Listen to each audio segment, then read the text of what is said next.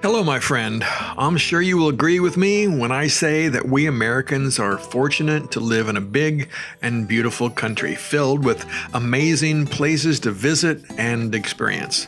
And for we motorcycle travelers, this means there are endless roads to ride. One of the great motorcycle trips in the lower 48 takes you from Nevada across Utah, dipping into Arizona, stopping at 6 national parks, several national monuments, and even a national recreation area. In this video, I'm going to take you on this amazing ride that I have been fortunate enough to have ridden twice, and I would gladly go back again. This is a loop trip starting in Las Vegas, Nevada. Now, I'm not a big fan of Las Vegas and all of its neon lights, but it does have a major airport, lots of hotels and restaurants, as well as an Eagle Rider dealer in case you want to rent a bike for the journey. Now, this ride does travel through dry desert areas, and of course, it does get hot. Both times I have made the trip, it was in mid-June. The first time in 2019, it was in the mid-80s to mid-90s. But on the second trip, it was about 10 degrees warmer. So of course it varies year to year. Going in April or May would of course offer lower temperatures, but remember, many of these locations, even though deserts, are at 6,000 to 8,000 feet. May temps in Bryce, for example, can be 50 to 80 degrees during the day and 25 to 40 at night. September can be as high as 80 and as low as 50 during the day and between 50 and 20 degrees at night. As I'm going to say many times, do your homework.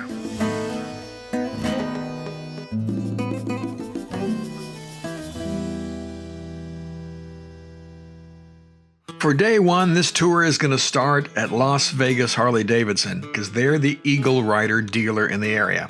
From there, we're going to get on some secondary roads and get out of town, heading towards St. George, Utah. The day's mileage will be 173, but along the way, we will swing through Valley of Fire State Park and then enter Utah through the Virgin River Gorge. Even though the gorge straddles I-15 and the locals drive like crazy people, it's still amazing to ride through, and you have to do it. During the first time I took this trip, I used a mix of camping and hotels. However, during the second trip, well, we didn't camp at all. Now, both are available along this route, but you will need to, as I said before, do your homework as you're going through these popular areas, because campgrounds and lodging will not be so easy to find if you wait till the last minute. There is often BLM land that is available for boondocking, but again, do your research to find out what works best for you. There are many hotels in St. George, but I would take a look at the Hampton Inn at Sun River. It is right on the route you will take on day 2, and there's a grocery store and a Starbucks within walking distance, as well as a couple of restaurants a short ride away. To top it off, there's a gas station right next door to the hotel. As an alternative, if you want to ride further the first day, you can easily head up to the town of Laverton, about 30 miles north of St. George. There are hotels and restaurants available there as well, and camping is also available within the Zion National Park or a couple of RV glamping resorts just outside of the park. If you want to take a cool ride, well, head up Kolob Terrace Road just outside of Virgin, Utah. It is an out and back ride that will take you up to the Kolob campground before turning to dirt. To start day 2, you will pick up Route 7 right outside of your hotel, and it'll take you around all the hustle and bustle of St. George. Eventually, 7 meets up with 9, taking you through Hurricane, and yes, that's the way the locals pronounce it, and through Zion National Park. With all of these national parks, you should check to see if reservations are required. In 2022, the last time I was there, you did not need an entrance reservation for Zion, but you were not allowed to travel into Zion Canyon without jumping on one of their shuttle buses, which are available at the visitor center. And by the way, the visitor center parking area is pretty crowded, so be warned. But even if you are just passing through, stopping at the various scenic overlooks, Zion is still an amazing and spiritual place to ride. After leaving the national park, our stop for the day, after about 131 miles, will be Jacob Lake. Again, not a big mileage day, but that is designed so you can enjoy your trip through Zion. In Jacob Lake, there's the Jacob Lake Inn as well as 2 camping areas. Food is available at the inn and restaurant, and there is fuel right next door. For day 3, we will be heading to the north rim of the Grand Canyon, so if you want to get a little closer to the park, you could continue down Route 67 to the Kaibab Lodge or the DeMont Campground. On my first trip, I stayed at the DeMont Campground. The Kaibab Lodge was not open at that time, so make sure to check before solidifying your plans. The DeMont Campground is a decent place to stay. They don't have running water, but there are vault toilets. Spots are on a first-come, first-served basis, or you can reserve sites online. Now, one warning about camping, I was there in late June, and while the temperatures were in the 80s during the day, it dipped below freezing at night. The North Rim is at 8,700 feet, so if camping, make sure you are prepared. Fuel and some food is available at the North Rim Country Store right across the street.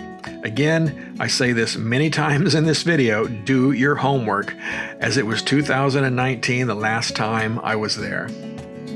For day 3, I suggest you just take it easy and ride the 44 miles from Jacob Lake to the North Rim. Hang out for a few hours, hiking the rim and taking in the beautiful views, because they are indeed spectacular. Right, the North Rim is very different from the South Rim, and I know I really enjoyed it.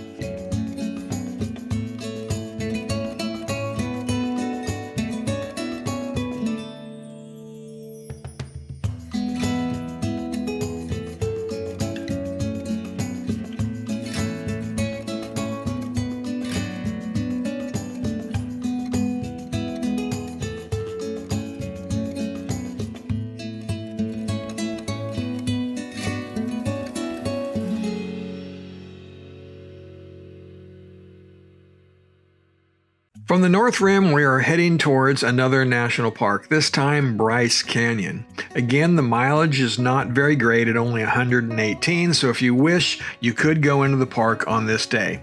But I suggest you wait, allowing yourself time to stop, hike, and enjoy. For lodging, we're going to ride down to the town of Tropic, because for me anyway, I like being away from the craziness of the park entrance. There are hotels and campgrounds available up near the park, but again, it gets pretty hectic. Tropic is a small town with a few cabins, bed and breakfast options, as well as the Red Ledges Inn, where we stayed in 2022. Right next door to the inn, there are 2 places for food, the Rustler's Restaurant and IDK Barbecue.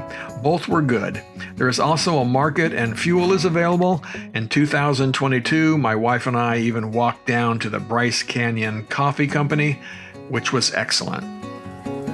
If you're looking for a side trip, such as if you get in too early and you want something to do before checking in, I suggest you stop at the Mossy Cave Trailhead and take the easy walk back to the Tropic Ditch Falls and, of course, to Mossy Cave. There are beautiful things to see at this trailhead, and it's only about 4 or 5 miles from Tropic.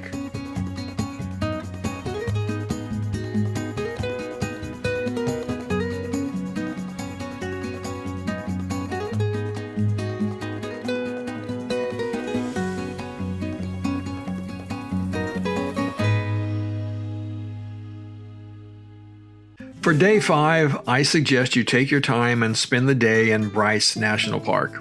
Both times I have been there, I drove all the way to the end of Bryce Canyon Road and then worked my way back towards the park entrance. The first few stops are usually crowded with tour buses, so working your way back helps to make the day a bit more relaxed.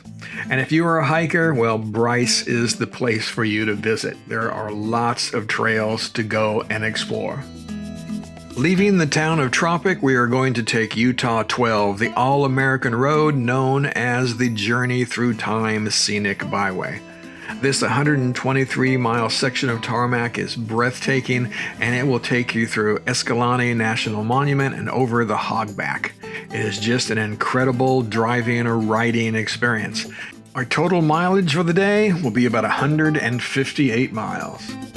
At the town of Torrey, we will pick up Utah 24, which travels through Capitol Reef National Park. Again, more beautiful landscapes. A couple of side trips I suggest are to take the Panorama Point viewpoint and then continue down to Gooseneck's Overlook. We did this and we spent about an hour jumping around on the rocks. In the town of Frutia, there is a scenic drive into the park. It is an out and back ride, and you should check to see how much of it is paved. Right, if you can take it, you definitely should. And of course, make sure to stop at the petroglyph panels.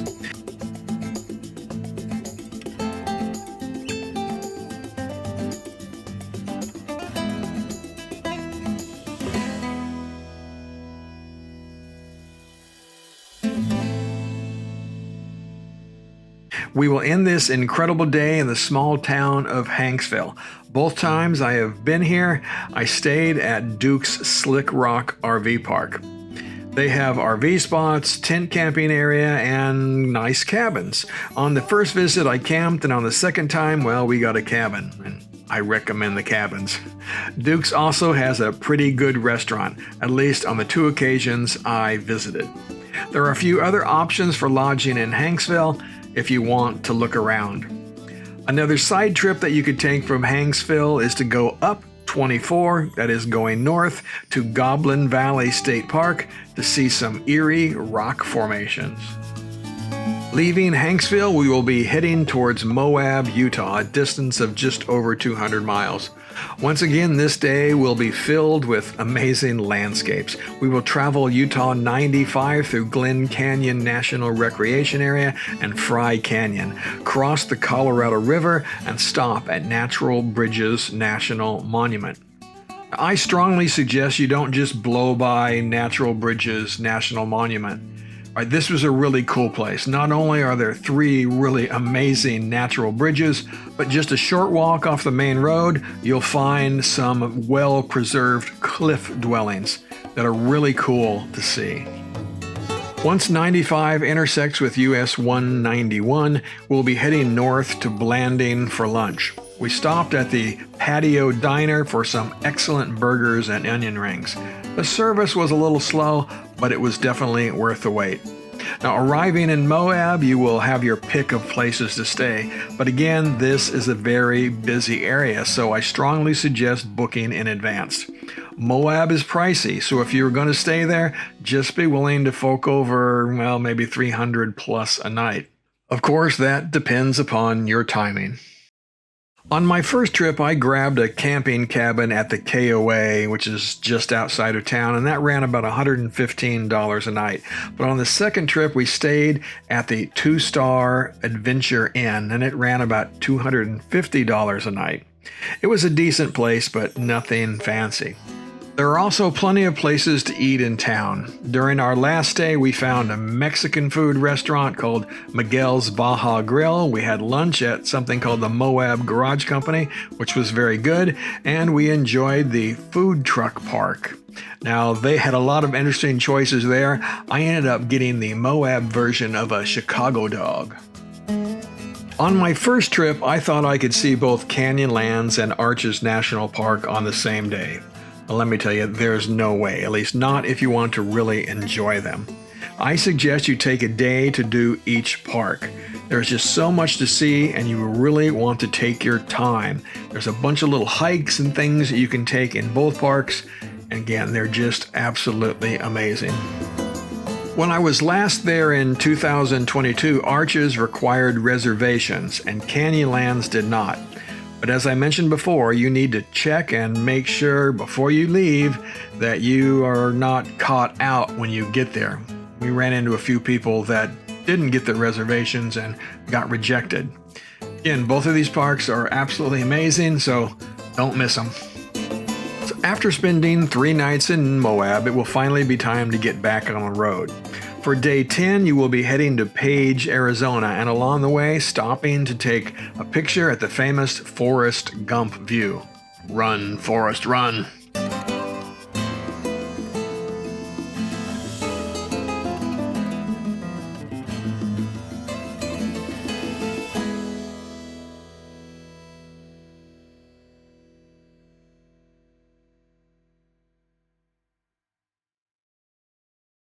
If you want to take some side trips, you can take some tours, right? Both Monument Valley and Antelope Canyon that you're going to be riding by to get to Page are on indigenous lands. So you have to pay a fee and you have to take a tour to go in and see those. But again, if you really want to do that, well, I think it's worth it. I don't know about the cost for getting in to see Monument Valley, but I know that when I've checked into getting into Antelope Canyon, well, that costs about $100 a person. And there are several touring companies that organize these trips. So again, do your homework and make sure you find the one that looks good to you. Another side trip that you might want to do while you're in Page is go visit the Glen Canyon Dam. The last time I was there, they were doing tours, but again, check, make sure they still are. While in Page, we stayed at the Best Western View of Lake Powell Hotel and ate at Big John's Texas Barbecue. Yeehaw! And by the way, I grew up in Texas, so I can do that.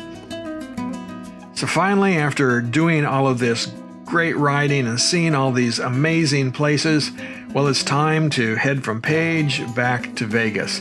But we're not going to just have a boring ride. We're going to go back through the Virgin River Gorge and along the shores of Lake Mead.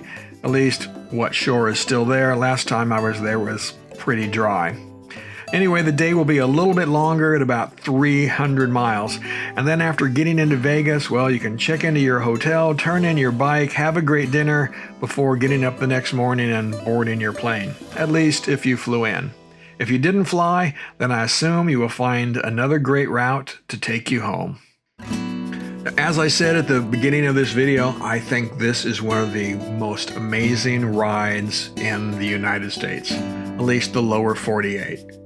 Now, if you are interested in getting the GPX files for this ride, I have those available out on my website, livingofftheslab.com.